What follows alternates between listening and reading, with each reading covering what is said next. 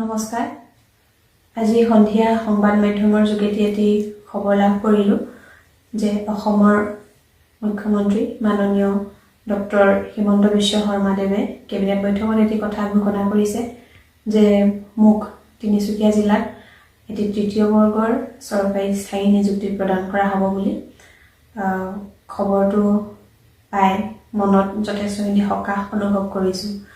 যিহেতু যোৱা বছৰ 13 জানুৱাৰী তাৰিখ দিনাখনে মোৰ স্বামী গণশিল্পী ৰাজীৱ শদিয়াই শেষ নিশ্বাস ত্যাগ কৰিছিল আৰু আমাৰ পৰিয়ালৰ একমাত্ৰ উপাৰ্জনকাৰীজন যেতিয়া নোহোৱা হৈ গ'ল তেতিয়া মই মোৰ একমাত্ৰ পুত্ৰ সন্তান সৈতে গোটেই সমগ্ৰ পৰিয়ালটো দিশহাৰা হৈ পৰিছিলোঁ। আচলতে মোৰ সন্তানটিৰ মোৰ এক সুনিশ্চিত ভৱিষ্যতৰ বাবে যথেষ্টখিনি কষ্ট কৰিবলগীয়া হৈছে বা হ'ব অনাগত ভৱিষ্যতত ল'ৰাটোৰ পঢ়া শুনাকে আদি কৰি বিভিন্ন ক্ষেত্ৰত কেনেদৰেনো মই সকলোখিনি চম্ভালিম তাকে লৈ মই তেতিয়াৰ পৰা বহুত চিন্তিত হৈ আছিলোঁ।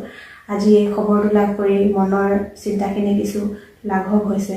এই চেগতে মই মাননীয় মুখ্যমন্ত্ৰী ডাঙৰীয়াক মোৰ আন্তৰিক ধন্যবাদ আৰু কৃতজ্ঞতা জ্ঞাপন কৰিছোঁ। আৰু যদি তেখেতে যি আজি ঘোষণা কৰিলে কথাটো হৈ উঠিলে মই অত্যন্ত সুখী হ'ম আৰু পুনৰবাৰ তেখেতক আন্তৰিক ধন্যবাদ আৰু কৃতজ্ঞতা জ্ঞাপন কৰিছোঁ। ধন্যবাদ।